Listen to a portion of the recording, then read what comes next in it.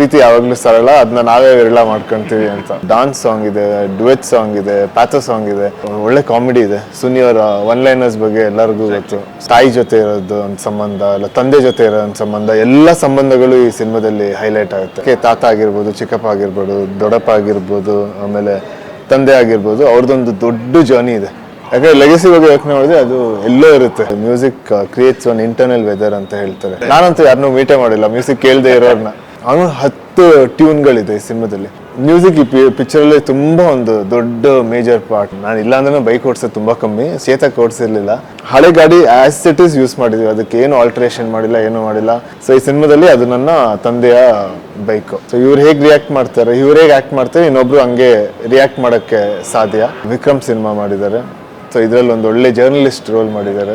ಮಲ್ಲಿಕಾ ಸಿಂಗ್ ಅವರು ಮಧುರ ಅಂತ ಒಂದು ರೋಲ್ ಪ್ಲೇ ಮಾಡಿದ್ದಾರೆ. ಇದು ಇನ್ನೋಸೆನ್ಸ್ ತುಂಬಾ ಚೆನ್ನಾಗಿದೆ. ಅಂದ್ರೆ ಅವರು ಸಿನಿಮಾದಲ್ಲಿ ಒಂದು ನಾರ್ತ್ ಇಂಡಿಯನ್. ರಾಜೇಶ್ ನಟ್ರಂಗ್ ಅವರು ನಮ್ಮ ತಂದೆ ಪಾತ್ರ ಮಾಡಿದ್ದಾರೆ. ಅವ್ರ ಅಣ್ಣ ಬಾಂಡಲ್ಲಿ ಅವರು ಸೂರ್ಯ ಅವರು ಒಟ್ಟಿಗೆ ಕೆಲಸ ಮಾಡ್ತಿದ್ರು. ಇಲ್ಲ, ಒಂದು ಸರಳ ಪ್ರೇಮಕತೆ ಮಧ್ಯೆ ಮಧ್ಯೆ ಗ್ರಾಮಾಯಣ ಸಖತ್ ಸುದ್ದಿ ಮಾಡ್ತಾ ಇದ್ದೀನಿ. ಮೋಸ್ಟ್ಲಿ ನಿಮ್ಮ ಗಮನಕ್ಕೆ ಬಂದಿಲ್ಲ, ಅದನ್ನೆಲ್ಲ ಅಬ್ಸರ್ವ್ ಮಾಡ್ತಾ ಇದ್ವಿ. ಸಖತ್ ಸುದ್ದಿ ಮಾಡ್ತಾ ಇದ್ದೆ. ನಿಮ್ಮ ಲುಕ್ಕು, ಆ ಒಂದು ಸ್ಲೋ ಮೋಷನ್ ಇರುವಂಥ ಇಮೇಜಸ್ಗಳು ಸಖತ್ ಸುದ್ದಿ ಮಾಡ್ತಾಯಿದೆ. ಗ್ರಾಮಾಯಣ ಕೂಡ ಸರ್, ಒಂದು ಸರಳ ಪ್ರೇಮಕತೆ ಅಂತಂದಾಗ ಯೂಶಲಿ ಒಬ್ಬ ನಾಯಕ ನಟ ಅಂದರೆ ಒಬ್ಬ ಹೀರೋ ಆಗಿ ನೀವು ಆಲ್ರೆಡಿ ಸಿನಿಮಾಗಳನ್ನ ಮಾಡಿದಿರಿ. ಬಟ್ ಈ ಸಿನಿಮಾ ಈಗಿನ ಯೂತ್ಸ್ಗೆ, ಈಗಿನ ಸಿನಿಮಾ ಪ್ರೇಮಿಗಳಿಗೆ ತುಂಬ ಇಷ್ಟ ಆಗೋದಕ್ಕೆ ಒಂದಷ್ಟು ಎಲಿಮೆಂಟ್ಸ್ಗಳಿದ್ದಾವೆ ಅಂತಂದಾಗ ಆ ಎಲ್ಲ ಎಲಿಮೆಂಟ್ಸ್ಗಳ ಬಗ್ಗೆ ನೀವೇನು ಡಿಸ್ಕ್ರೈಬ್ ಮಾಡ್ತೀರಿ, ಹೇಗೆ ವರ್ಣಿಸ್ತೀರಿ ಅದನ್ನೆಲ್ಲ? ಒಂದು ಫೀಲ್ ಗುಡ್ ಸಿನಿಮಾ ಅಂತ ಹೇಳ್ತಾರೆ. ಅಂದರೆ ನೋಡಿದ ತಕ್ಷಣ ನಿಮಗೆ ಒಂದು ಇದಂದರೆ ಒಂದು ಸಮಾಧಾನ, ಒಂದು ಖುಷಿಯಾಗಿ ಥಿಯೇಟ್ರಿಂದ ಆಚೆ ಬರ್ತೀರ. ಆಮೇಲೆ ಅದೇ ಇದರಲ್ಲಿ ಇರುತ್ತಲ್ಲ ಇದರಲ್ಲಿ ಸರಳ ವಿರಳ ಅಂತ ಎರಡೂ ಇದೆ. ಸೊ ಏನು ಎಲ್ಲರೂ ಹೆಂಗೆ ಹೇಳ್ತಾರೆ ಅಂದ್ರೆ ಪ್ರೀತಿ ಯಾವಾಗ್ಲೂ ಸರಳ, ಅದನ್ನ ನಾವೇ ವಿರಳ ಮಾಡ್ಕೊಂತೀವಿ ಅಂತ. ಸೊ ಅದೇ. ಆಮೇಲೆ ಒಳ್ಳೆ ಮ್ಯೂಸಿಕ್ ಇದೆ. ವೀರ್ ಸಮತ್ ಅವರು ಆಲ್ಮೋಸ್ಟ್ ತುಂಬಾ ಒಳ್ಳೊಳ್ಳೆ ಟ್ಯೂನ್ಸ್ ಇದೆ. ಆಮೇಲೆ ವೆರೈಟಿ ಆಫ್ ಟ್ಯೂನ್ಸ್ ಇದೆ ನಿಮ್ಮ ಹತ್ರ. ಫೋಕ್ ಸಾಂಗು, ಆಮೇಲೆ ಒಂದು ಡಾನ್ಸ್ ಸಾಂಗ್ ಇದೆ, ಡುವೆಟ್ ಸಾಂಗ್ ಇದೆ, ಪ್ಯಾಥೋ ಸಾಂಗ್ ಇದೆ. ಸೊ ಎಲ್ಲ ಥರ ಒಂದೊಂದು ಸಾಂಗ್ಗಳು, ಅಷ್ಟು ವೆರೈಟಿ ಸಾಂಗ್ಸ್ಗಳು ಕೊಟ್ಟಿದೆ. ಆಮೇಲೆ ಒಳ್ಳೆ ಕಾಮಿಡಿ ಇದೆ. ಸುನಿ ಅವರ ಒನ್ ಲೈನರ್ಸ್ ಬಗ್ಗೆ ಎಲ್ಲರಿಗೂ ಗೊತ್ತು. ಸೊ ಆಮೇಲೆ ಅವರ ಒನ್ ಲೈನ್ ಕಾಮಿಡಿ, ಅದು ಪಂಚ್ ಕಾಮಿಡಿ. ಸೊ ಆ ಕಾಮಿಡಿ ಇದೆ. ಆಮೇಲೆ ಫ್ಯಾಮಿಲಿ ಎಮೋಷನ್ಸ್ ತುಂಬ ಚೆನ್ನಾಗಿದೆ ಈ ಸಿನಿಮಾದಲ್ಲಿ. ಅಂದರೆ ಈ ಅತಿಶಯ್ ಕ್ಯಾರೆಕ್ಟರ್ಸ್ಗೆ ಎಲ್ಲರ ಜೊತೆ ಒಂದು ಎಮೋಷ್ನಲ್ ರಿಲೇಷನ್ಶಿಪ್ ಇದೆ. ಅಂದರೆ ಒಂದು ಒಳ್ಳೆ ರಿಲೇಷನ್ಶಿಪ್ ಇದೆ. ಸೊ ಇದು ಬರೀ ಒಂದು ಪಾರ್ಟ್ನರ್ ಮೇಲಿರೋ ಪ್ರೀತಿ ಮಾತ್ರ ಅಲ್ಲ, ಇಲ್ಲ ಒಂದು ಹುಡುಗಿ ಮೇಲಿರೋ ಪ್ರೀತಿ ಮಾತ್ರ ಅಲ್ಲ, ಒಂದು ಅಜ್ಜಿ ಜೊತೆ ಇರೋ ಒಂದು ಪ್ರೀತಿ, ಇಲ್ಲ ಒಂದು ತಾಯಿ ಜೊತೆ ಇರೋದು ಒಂದು ಸಂಬಂಧ, ಇಲ್ಲ ತಂದೆ ಜೊತೆ ಇರೋ ಒಂದು ಸಂಬಂಧ, ಎಲ್ಲ ಸಂಬಂಧಗಳು ಈ ಸಿನಿಮಾದಲ್ಲಿ ಹೈಲೈಟ್ ಆಗುತ್ತೆ. ಸೊ ಅದು ನನಗೆ ತುಂಬ ಇಷ್ಟ ಆಗಿದೆ ಸಿನಿಮಾದಲ್ಲಿ. ಸೊ ಜೊತೆಗೆ ಈ ಲೆಗೆಸಿ ಅಂತ ಬಂದಾಗ ನೋಡಿ, ಫಾರ್ ಎಕ್ಸಾಂಪಲ್ ನೀವು ತುಂಬ ಸರಳ ಪ್ರೇಮಕತೆ ಬಗ್ಗೆ ಮಾಡ್ತಾ ಹೇಗೆ ಆಡಿಯನ್ಸಿಗೆ ಕನೆಕ್ಟ್ ಆಗಬೇಕು ಸಿನಿಮಾ ಅಂತ ಕೂಡ ಮಾತಾಡಿದ್ರಿ. ಬಟ್ ಇದು ಸರ್ ನಿಮ್ಮಿಂದಲ್ಲ, ಅಂದರೆ ಅಣ್ಣವರು ವರದಪ್ಪಣ್ಣವರಿಂದ ಹಿಡ್ಕೊಂಡು ಆ ಫಸ್ಟ್ ಪಾಯಿಂಟಿಂದ ಹಿಡ್ಕೊಂಡು ನೆಕ್ಸ್ಟ್ ನಿಮ್ಮ ತಂದೆಯವರು, ದೊಡ್ಡಪ್ಪ ಅವರು, ಚಿಕ್ಕಪ್ಪ ಅವರು, ಅಲ್ಲಿಂದ ಈಗ ನೆಕ್ಸ್ಟ್ ನೀವು ಯುವ ಅವರು, ಆ ಕಡೆ ಧೀರೇನು, ಧನ್ಯ, ಅಂದರೆ ನೀವೆಲ್ಲರೂ ಮಾತಾಡುವಾಗ ಕಥೆಗಳು ಕನೆಕ್ಟ್ ಆಗಬೇಕು, ಕಥೆಗಳು ಜನಗಳಿಗೆ ಪಿಚ್ ಆಗಬೇಕು, ಎಮೋಷನ್ಸು ಮ್ಯಾಚ್ ಆಗಬೇಕು ಅಂತೀರಿ. ಈ ಥರದ ಮೈಂಡ್ಸೆಟ್ಟು ಆ ಒಂದು ದೊಡ್ಡ ಮನೆ ಲೆಗಸಿ ನಿಮ್ಮಲ್ಲಿ ಏನು ನೋಡ್ತಾ ಇರ್ತಾರೆ? ಅಂದರೆ ಪ್ರತಿ ಕತೆ ಕೇಳುವಾಗ, ಪ್ರತಿ ಸಿನಿಮಾ ಮಾಡುವಾಗ ಆಡಿಯನ್ಸ್ ಬಗ್ಗೆ. ಈ ಆಡಿಯನ್ಸು ನಿಮಗೆ ತುಂಬ ಥರದ ಆಡಿಯನ್ಸ್ ಇರುತ್ತೆ. ಒಬ್ಬೊಬ್ರದ್ದು ಇಷ್ಟಗಳು ಬೇರೆ ಬೇರೆ ಇರುತ್ತೆ.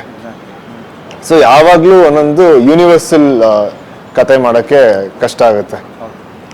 ಬಟ್ ಕತೆಗೆ ಏನು ಬೇಕು, ಒಂದು ಒಳ್ಳೆ ಕತೆಗೆ ಏನೇನು ಬೇಕೋ ಅದನ್ನು ಕೊಡಬೇಕು. ಆಮೇಲೆ ಅದಕ್ಕೆ ನಮ್ಮಲ್ಲಿ ಒಳ್ಳೊಳ್ಳೆ ಬರಹಗಾರಗಳಿದ್ದಾರೆ, ಆಮೇಲೆ ಡೈರೆಕ್ಟರ್ಸ್ಗಳಿದ್ದಾರೆ. ಸೊ ಅವರದನ್ನ ಮಾಡ್ತಾರೆ. ನಾವೇನಂದರೆ ನಾವು ಒಂದೊಳ್ಳೆ ಕ್ಯಾರೆಕ್ಟರ್, ನಾವು ಯಾವ ಕ್ಯಾರೆಕ್ಟರ್ನ ಪ್ಲೇ ಮಾಡ್ತೀವಿ, ಆ ಕ್ಯಾರೆಕ್ಟರ್ದು ಏನಂತ ಆ ಕ್ಯಾರೆಕ್ಟರ್ದು ಒಂದೊಂದಷ್ಟು ಆ ಕ್ಯಾರೆಕ್ಟರ್ ಜನಕ್ಕೆ ಇಷ್ಟ ಆಗಬೇಕು. ಸೊ ನಾವು ಪ್ಲೇ ಮಾಡೋ ಕ್ಯಾರೆಕ್ಟರ್ ಜನಕ್ಕೆ ಇಷ್ಟ ಆದರೆ ಸಿನಿಮಾನು ಇಷ್ಟ ಆಗೇ ಆಗುತ್ತೆ. ಯಾಕಂದರೆ ಸೊ ಅದೊಂದು ಇಂಪಾರ್ಟೆಂಟ್ ಪಾರ್ಟು. ಸಾಕಷ್ಟು ಕತೆಗಳು ಕೇಳಿರ್ತೀವಿ, ಆಮೇಲೆ ಸಾಕಷ್ಟು ಸಿನಿಮಾಗಳು ನೋಡಿರ್ತೀವಿ, ಸಾಕಷ್ಟು ಜನರದ್ದು ಏನಂತಾರೆ ರಿಯಾಕ್ಷನ್ಸುಗಳು ನೋಡ್ತೀವಿ. ಈಗ ಥಿಯೇಟರ್ಗೆ ಹೋಗಿ ನೋಡಿದಾಗ ಯಾವ ಪಾರ್ಟ್ಗೆ ಅವ್ರಿಗೆ ಇಷ್ಟ ಆಗುತ್ತೆ, ಯಾವ ಪಾರ್ಟ್ ಅವ್ರಿಗೆ ಬೋರ್ ಆಗುತ್ತೆ, ಯಾವ ಪಾರ್ಟ್ ಅವ್ರಿಗೆ ಇಷ್ಟ ಆಗಲ್ಲ, ಅದೆಲ್ಲ ನೋಡಿ ಆಮೇಲೆ ಈಗ ಸುನಿ ಅವರು ಕೂಡ ಒಂದು ಎಷ್ಟೋ ಸಿನಿಮಾಗಳು ಮಾಡಿದ್ದಾರೆ. ಸೊ ಎಲ್ಲರದು ಇನ್ಪುಟ್ಸ್ ತೊಗೊಂಡು ಒಟ್ಟಿಗೆ ಕೊಲಾಬ್ರೇಟಿವ್ ಆಗಿ ಕೆಲಸ ಮಾಡಿದಾಗ ಅದು ಒಳ್ಳೆ ಸಿನಿಮಾ ಆಗುತ್ತೆ. ಎಸ್, ಮೇಲಾಗಿ ನಿಮ್ಮ ಸಿನಿಮಾ ಸಿದ್ಧಾರ್ಥ ಸಿನಿಮಾ ಶುರು ಆದಾಗ ನನಗೆ ನೆನಪಿದೆ ಥಿಯೇಟ್ರಲ್ಲಿ ಗುರು ಭಾಳ ಸಿಂಪಲ್ ಹುಡುಗ ಗುರು ಅಂತಂದರು. ಅಂದರೆ ಸಿನಿಮಾಗಳಿಗಿಂತ ಮುಂಚೆ ಅಂದರೆ ಆ ಪೋಸ್ಟ್ಗಳೇ ಆಗಿತ್ತು ಸಿದ್ಧಾರ್ಥ ಸಿನಿಮಾದ. ಅದರ ನಂತರ 2-3 ಸಿನಿಮಾಗಳದ್ದು ಹೇಳ್ತೀನಿ.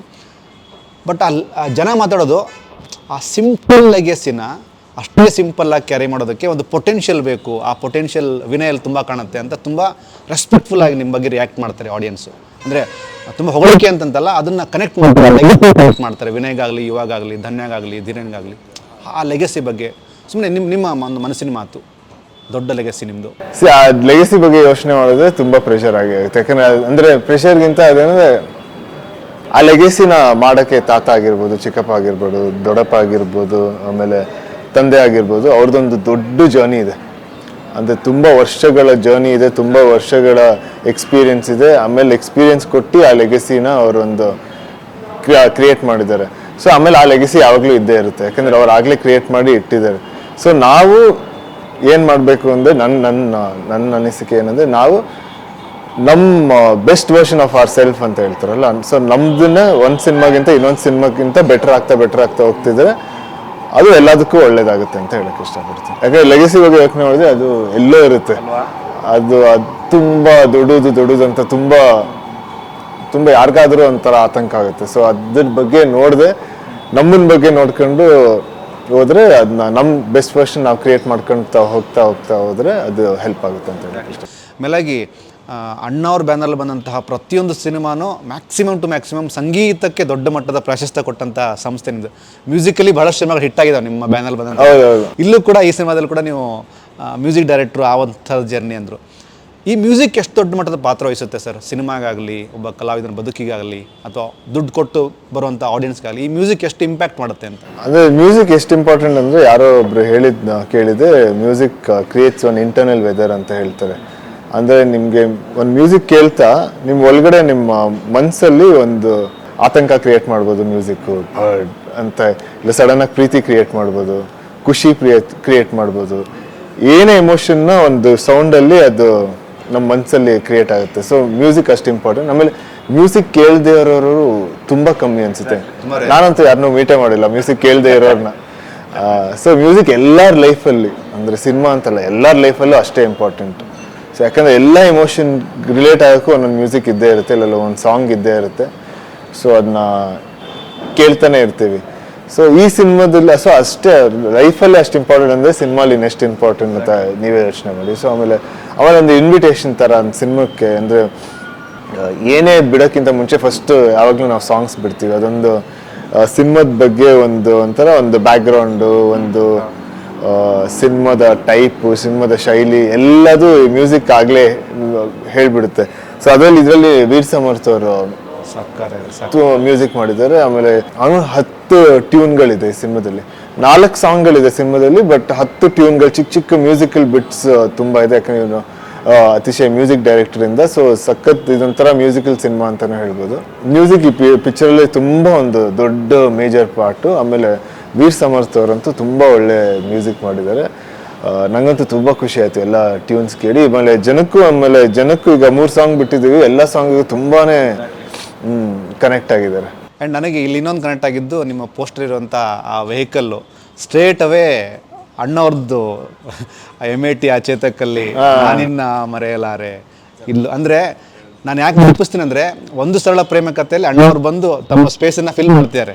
ನನ್ನ ಮೊಮ್ಮಗನ ಜೊತೆ ನಾನು ಕೀಪ್ ಆನ್ ಟ್ರಾವೆಲಿಂಗ್ ಮಾಡ್ತಾ ಇರ್ತೀನಿ. ವೆಹಿಕಲ್ಲು ಕೂಡ ಅಂದರೆ ಇಟ್ಸ್ ಆಲ್ ಅಬೌಟ್ ಒಂದು ರೆಸ್ಪೆಕ್ಟ್ಫುಲ್ ಮೆಮೊರಿ ಅಷ್ಟೇ. ತುಂಬ ಖುಷಿ ಆಗುತ್ತೆ ಬೈಕ್ ಓಡ್ಸೋಕ್ಕೆ, ಒಂಥರ ಚಂದ ಅನಿಸುತ್ತೆ. ಅಲ್ಲಿ ಕೂತ್ಕೊಂಡ ತಕ್ಷಣ ಯಾವುದೋ ಒಂದು 80s 70sಗೆ ಹೋಗೋ ಥರ ಇದೆ. ನಾನು ಯಾವತ್ತೂ ಬೈಕ್ ಓಡಿಸೇ ಇರಲಿಲ್ಲ. ನಾನು ಇಲ್ಲ ಅಂದ್ರೆ ಬೈಕ್ ಓಡಿಸೋದು ತುಂಬ ಕಮ್ಮಿ. ಸೊ ಆಮೇಲೆ ಈ ಚೇತಕ್ ಓಡಿಸಿರ್ಲಿಲ್ಲ. ಸೊ ಅದಕ್ಕೆ ನಾವು ಆಮೇಲೆ ನಮ್ಮ ಅಸಿಸ್ಟೆಂಟ್ ಡೈರೆಕ್ಟರು ಇಬ್ಬರು ಕೂತ್ಕೊಂಡು, ಮಧು ಅಂತ ಒಬ್ಬರು ಇದ್ದಾರೆ, ಸೊ ಅವ್ರ ಜೊತೆ ತುಂಬ ನಮ್ಮ ಸಾಶ್ ನಗರಲ್ಲಿ ಗಾಡಿ ಓಡಿಸಿ ಅದ್ರ ಜೊತೆ ಕಂಫರ್ಟಬಲ್ ಆಗಿ ಆಮೇಲೆ ಈ ಸಿನಿಮಾದಲ್ಲೂ ಓಡಿಸ್ದೆ. ಆಮೇಲೆ ಈ ಹೋಲ್ ಸಿನಿಮಾದಲ್ಲಿ ಎಲ್ಲ ಪೋಸ್ಟರ್ಗಳಲ್ಲೂ ಅದನ್ನ ಕ್ಯಾರಿ ಮಾಡ್ಕೊಂಡು ಬಂದಿದ್ದಾರೆ. ಪೋಸ್ಟರ್ಗಳಲ್ಲಾಗಿ, ಟ್ರೈಲರ್ಗಳಾಗಿ. ಆಮೇಲೆ ಆ ಗಾಡಿನ ಹಳೆ ಗಾಡಿ ಆ್ಯಸ್ ಇಟ್ ಈಸ್ ಯೂಸ್ ಮಾಡಿದ್ವಿ, ಅದಕ್ಕೆ ಏನು ಆಲ್ಟ್ರೇಷನ್ ಮಾಡಿಲ್ಲ, ಏನೂ ಮಾಡಿಲ್ಲ. ಎಲ್ಲೆಲ್ಲಿ ಪೇಂಟ್ ಚಿಪ್ ಆಗೋಗಿದೆ ಅದನ್ನೂ ಹಂಗೆ ಬಿಟ್ಕೊಂಡು ಅದೇ ಥರ ಯೂಸ್ ಮಾಡ್ಕೊಂಡು ಬಂದಿದ್ದೀವಿ. ಸೊ ಈ ಸಿನಿಮಾದಲ್ಲಿ ಅದು ನನ್ನ ತಂದೆಯ ಬೈಕು. ಅಲ್ಲ, ಅಂದರೆ ಆಡಿಯನ್ಸ್ ಎಷ್ಟು ಶಾರ್ಪ್ ಇದ್ದಾರೆ ಅಂತ ಹೇಳ್ತಾರೆ. ಅಲ್ಲಿ ಅಣ್ಣವರು ಫುಲ್ ಸ್ಟೈಲಿಶ್ ಆಗಿ ಹಿಂಗೆ ಗಾಡಿ ನೋಡಿಸಿದ್ರು, ಇಲ್ಲಿ ವಿನಯ್ ಅವರು ಪರ್ಫೆಕ್ಟಾಗಿ ಶಿಸ್ತುಬದ್ಧವಾಗಿ ಕನೆಕ್ಟಿವಿಟಿ ಅಂದರೆ ಆಡಿಯನ್ಸ್ ಎಷ್ಟು ಅಂದರೆ ರೀಕ್ಯಾಪ್ ಮಾಡ್ತಾರೆ ಅಂತ ಒಂದಷ್ಟು ಸಿನಿಮಾಗಳನ್ನು ನಿಮ್ಮದು ಮತ್ತು ಅಜ್ಜ ಅವ್ರದ್ದೆಲ್ಲ. ಕರೆಕ್ಟ್ ತುಂಬ ಖುಷಿ ಆಗುತ್ತೆ. ಸರ್, ಈಗ ಸ್ಟಾರ್ ಕಾಸ್ಟ್ ಬಗ್ಗೆ ಆದರೆ ಸ್ವಾತಿಷ್ಠ ಅವರಾಗಲಿ ಅಥವಾ ಮಲ್ಲಿಕಾ ಅದು ಮೊನ್ನೆ ಸುನಿ ಅವರು ಹೇಳಿದ್ರು, ನನ್ನ ಸಿನಿಮಾಗೆ ಬೇಕಾದಂತಹ ಎಲ್ಲ ಎಲಿಮೆಂಟ್ಸ್ಗಳನ್ನು ಕ್ಯಾರೆಕ್ಟರ್ಗಳ ಮೂಲಕ ಫುಲ್ಫಿಲ್ ಮಾಡಿದಂಥವ್ರು 3 ಜನ, ಸ್ಪೆಷಲಿ ವಿನಯ್, ಸ್ವಾತಿಷ್ಠ ಆ್ಯಂಡ್ ಮಲ್ಲಿಕಾ. ಈ ಸ್ಟಾರ್ ಕಾಸ್ಟ್ ಹೇಗೆ ಪ್ಲಸ್ ಆಗುತ್ತೆ ಸರ್ ಒಂದು ಸಿನಿಮಾಗೆ? ಅದು ಸಣ್ಣದು ದೊಡ್ಡ ಸಿನಿಮಾ ಅಂತಲ್ಲ, ಹೇಗೆ ಪ್ಲಸ್ ಆಗುತ್ತೆ ಪ್ರತಿ ಸಿನಿಮಾಗೂ ಅಂತ?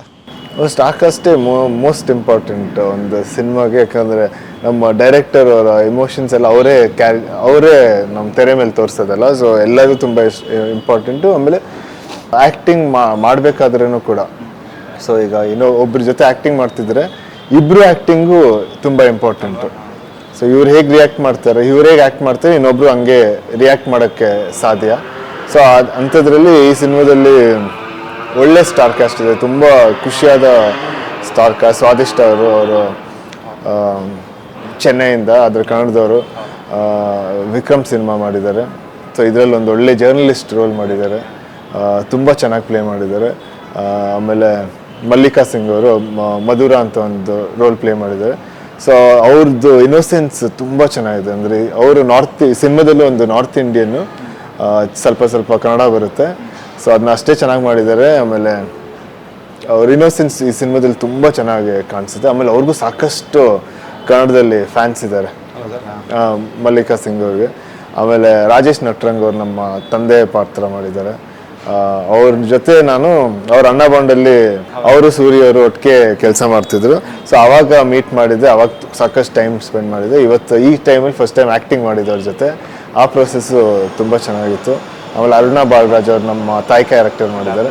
ಸೊ ಇದು ಬಂದ್ಬಿಟ್ಟು ನನ್ನ 3ನೇ ಸಿನಿಮಾ ಅವ್ರ ಜೊತೆ ತಾಯಿ ಕ್ಯಾರೆಕ್ಟರ್ ಪ್ಲೇ ಮಾಡ್ತಿದ್ದೆ. ಮೊನ್ನೆ ಸುನಿ ಸರ್ ಇದನ್ನು ತುಂಬ ಅಂದರೆ ತುಂಬ ರೇರ್ ಈ ಥರದ್ದು ಆಗೋದು, ಬಟ್ ನಮ್ಮಲ್ಲಿ ಆಗೋಗ್ಬಿಟ್ಟಿದೆ. ಅದು ಚೆನ್ನಾಗಿದೆ, ಆ ಕಾಂಬಿನೇಷನ್ ಚೆನ್ನಾಗಿದೆ.